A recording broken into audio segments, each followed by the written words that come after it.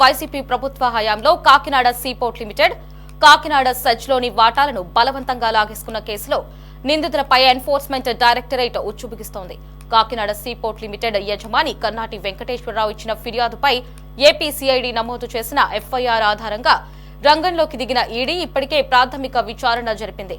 ఇక భారీగా money laundering జరిగినట్లు గుర్తించింది. దాని ఆధారంగా మనీ లాండరింగ్ నిరోధక చట్టం కింద అభియోగాలు మోపి ఎన్ఫోర్స్మెంట్ కేసు ఇన్ఫర్మేషన్ రిపోర్ట్ నమోదు చేసింది. ఇక ఈ కేసులో నిందితులైన వైసీపీ ఎంపీ వైవి సుబ్బారెడ్డి కుమారుడు వై విక్రాంత్ రెడ్డి, వైసీపీ ఎంపీ విజయసాయిరెడ్డి, ఆయన అల్లుడి సోదరుడు అరబిందో సంస్థ యజమాని పెనక శరత్ చంద్రారెడ్డి, విజయసాయిరెడ్డి నామినీ సంస్థగా పేరొందిన PKF Sridhar and Santhanam LLP ప్రతినిధులకు ఈడీ ఇటీవల నోటీసులు జారీ చేసింది. విచారణకు హాజరు కావాలని ఆదేశించింది.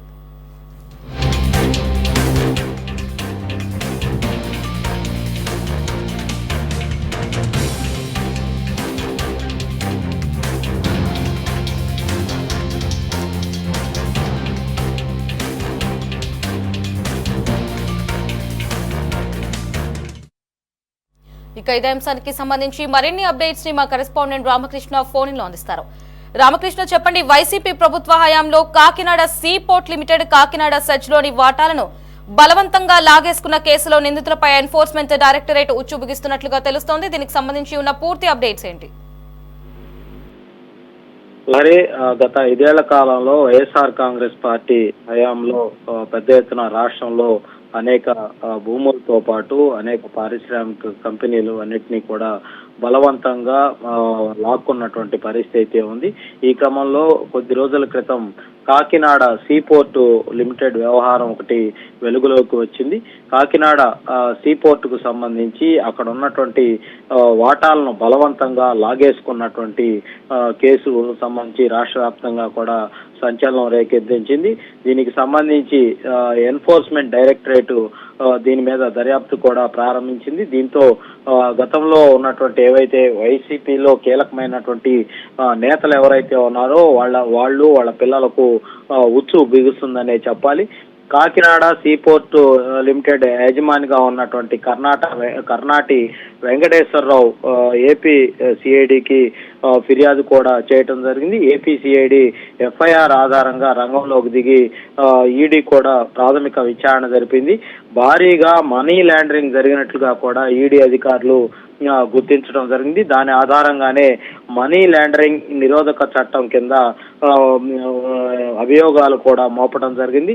ఎన్ఫోర్స్మెంట్ సంబంధించినటువంటి ఇన్ఫర్మేషన్ రిపోర్ట్ కూడా వాళ్ళు నమోదు చేయడం జరిగింది. ఈ కేసులో ప్రధానంగా వైఎస్ఆర్ కాంగ్రెస్ పార్టీకి సంబంధించి ఎంపీగా ఉన్నటువంటి వైవి సుబ్బారెడ్డి కుమారుడైనటువంటి వైవి విక్రాంత్ రెడ్డి, అదేవిధంగా ఎంపీగా ఉన్నటువంటి విజయసాయిరెడ్డి అల్లుడు సోదరుడైనటువంటి అరబిందో సంస్థ యజమానిగా ఉన్నటువంటి పెనమక శరత్ చంద్రారెడ్డి, విజయసాయిరెడ్డి నామినీ సంస్థగా పీకేఎఫ్ శ్రీధర్ అండ్ సంతానం ఎల్ఎల్పి ప్రతినిధి కూడా ఈడీ ఇటీవల వాళ్ళందరికీ కూడా విచారణకు రావాలని కూడా నోటీసులు జారీ చేసిన పరిస్థితి ఉంది. అయితే విచారణకు హాజరు కాకుండా వాళ్ళు తప్పించుకునే ప్రయత్నం అయితే చేస్తా ఉన్నారన్నటువంటి ఆరోపణలు అయితే ఉన్నాయి. ప్రస్తుతం పార్లమెంటు సమావేశాలు జరుగుతున్నటువంటి నేపథ్యంలో తాను విచారణకు హాజరు కాలేనట్టు కూడా విజయసాయి రెడ్డి స్పష్టం చేయడం జరిగింది. అలాగే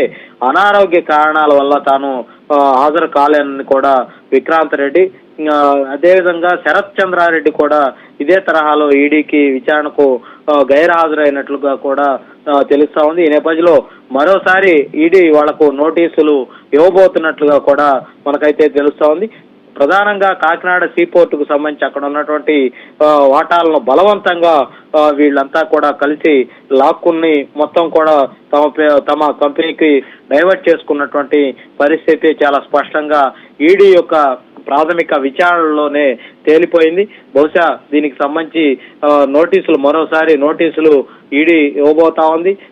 దాదాపుగా సుమారుగా 2,500 కోట్ల రూపాయల విలువైన వాటాలను 494 కోట్లకు ఈ దక్కించుకున్నటువంటి పరిస్థితి ఉంది.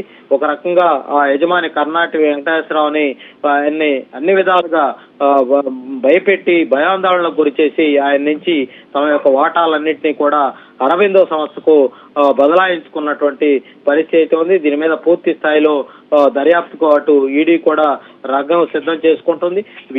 ఈ నోటీసులు ఇవ్వటం ద్వారా వాళ్ళని విచారణకు పిలిచి పూర్తి స్థాయిలో అసలు అంత పెద్ద మొత్తంలో డబ్బు వాటాలను కొనుగోలు చేయడానికి ఎక్కడి నుంచి వచ్చింది, ఎవరెవరి ద్వారా ఆ నిధులను సమీకరించుకున్నారు, ఈ మొత్తం పూర్తి స్థాయి వివరాలను కూడా వాళ్ళ ద్వారా తెలుసుకునే ప్రయత్నం అయితే ఈడీ చేయబోతా ఉంది. దీని వెనుక నేరాన్ని ప్రోత్సహించడం, అదేవిధంగా మోసం చేయటం, ఫోర్జరీ చేయటం, నేరపూరితమైనటువంటి కుట్ర, ఇవన్నీ సెక్షన్ల కింద కూడా ఈడీ అభియోగాలు మోపినటువంటి పరిస్థితి కనిపిస్తా ఉంది.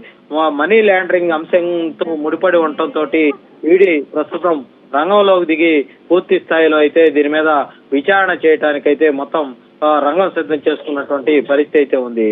Lahari. Right Ramakrishna, thanks for the updates.